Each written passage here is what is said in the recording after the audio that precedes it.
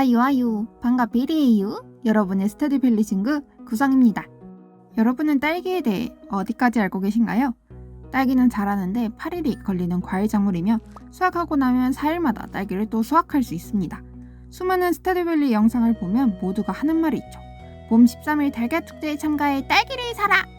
딸기 씨앗은 단연코 봄의 최고의 씨앗이라고 할 수 있습니다. 축제에서 100골드에 판매되는 딸기 씨앗을 구매해 딸기를 키워 딸기만 팔아서 인딩 보기에 도전합니다. 분홍 코디의 굿딸구씨의 딸기 농장! 딸기로 엔딩 보기 시작합니다. 눈 뜨고 나서 침대 위치 바꿔주고 파스닙 씨앗도 받아줍니다. 나가서 잡초 정리하면서 씨앗을 모았고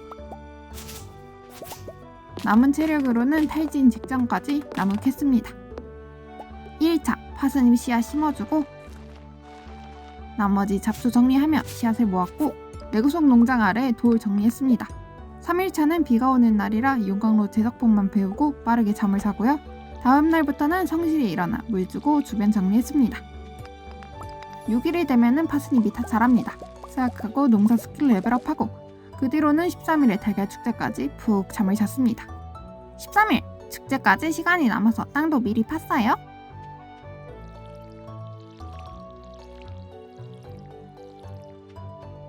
아홉 시가 되면은 축제에 참가할 수 있습니다.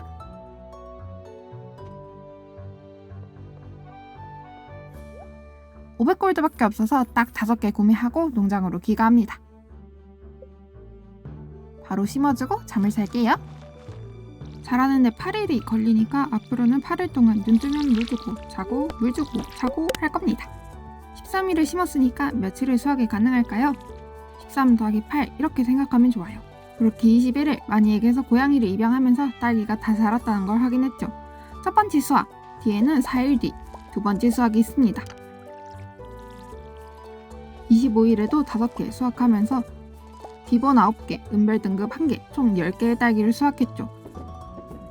그 뒤로는 농장 정리하면서 씨앗 모음을 모았습니다. 그날 밤 판매한 결과로 1230골드를 벌었죠. 다음에 있을 달걀 축제로 바로 넘어가면 쉽고 빠르겠지만 저는 그동안 모은 씨앗 모음을 모두 심어줬습니다. 농사 10레벨을 달성하면 장인 스킬을 고를 수 있는데 이 장인 스킬이 제작품의 가격을 40% 올려주기 때문이죠. 녹색비가 내리는 날은 농장과 마을 곳곳을 누비며 잡초를 정리해 씨앗을 모아갔습니다. 시간이 남아서 농장으로 돌아와 바로 심어줬어요.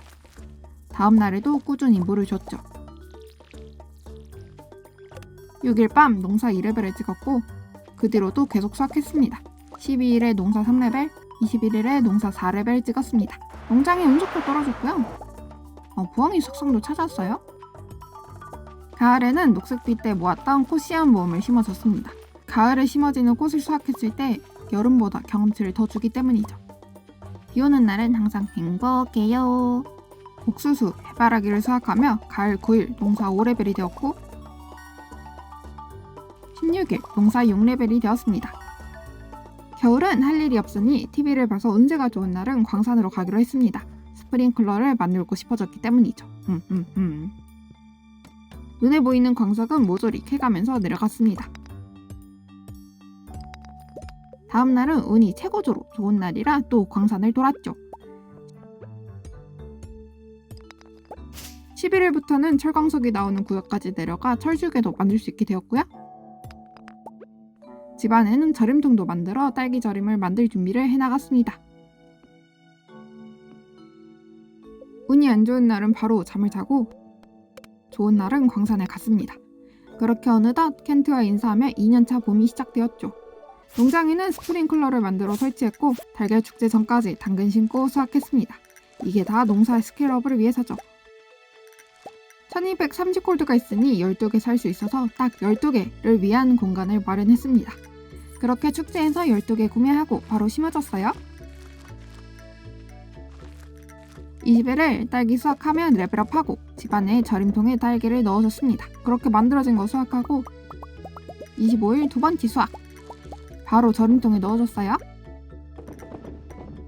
작물은 가공하면 더 비싸게 팔리기 때문이죠. 2년차 여름은 스프링클러를 더 만들어 설치하고 씨앗을 심어줬습니다. 여름 3일 모든 딸기가 가공이 끝났고 판매한 결과 6,960골드를 벌었죠. 농장에 두 번째 부엉이가 찾아왔지만 녹색비가 내리는 날이라 잡초를 베며 씨앗을 서둘러 파밍하며 움직였습니다. 다음날 여기다 설치해줬어요. 이대로는 안 되겠다 싶어서 땅을 더 팠습니다. 자동화는 포기한 거죠.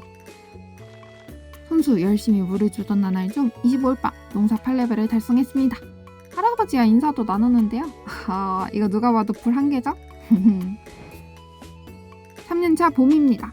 축제 전에 미리 땅 파두고 물까지 줬어요. 가지고 있던 돈 전부 사용해서 딸기 씨앗 구매해줬습니다. 69개 구매했어요. 농장으로 돌아오고 바로 심어줬습니다. 딱이죠? 좋습니다.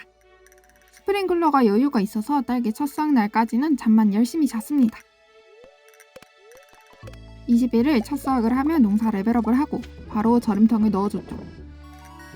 절임통 수확하고 또 넣고 25일 두 번째 수확했습니다. 모든 딸기는 절여질 겁니다. 7일 녹색비가 내려요. 펠리컨 마을 한 바퀴 돌면서 또 씨앗을 파밍했죠. 그동안 만든 절임통을 농가에 추가 설치했습니다. 잊고 있던 해바라기 씨앗도 심어주고 17일 마지막 딸기까지 절이고 여름 20일 모든 딸기를 젤리로 만드는 데 성공했죠. 저는 이번 연도 안에 농사 10레벨을 찍을 것 같아서 판매 안 하고 상자에 넣어줬습니다. 해바라기, 요정장미, 해바라기를 수확하고 가을 20일 농사 레벨업을 했죠. 그날 밤 장인 스킬을 찍어줬습니다. 바로 다음날 딸기 젤리 142개를 판매하고 57,000골드를 벌었습니다. 좋아요. 더 많은 절임통을 위해 나무를 베어가며 석탄으로 만들어줬고요. 12일부터는 땅 파기 작업에 들어갔고 13일 축제 시작 전까지 땅 파고 물 주고 비료까지 줬습니다. 제 계산으로는 이번 연도 안에 끝낼 수 있을 것 같아서 전재산 딸기 올인은 안 하고 적당히 425개만 구매했습니다. 이번이 마지막 달걀 축제 참가할 것 같아서 바로 돌아가진 않고 조금 즐기고 농장으로 돌아갔습니다. 열심히 심었는데 개수가 개수인지라 다 못 심었죠. 다음날 심어둔 거 먼저 물 주고 난 뒤 땅을 추가로 여기저기 파서 다 심어줬습니다. 물 주고 비료까지 주니까 오랜만에 해가 다 진 뒤에야 잠이 들었죠. 스프링클러가 없어서 결국 매일같이 손수 물을 줬습니다. 물을 주다가 체력이 딸리기 시작하면 해바라기 먹어줬어요. 21일 농장 한가득 딸기 수확의 날입니다.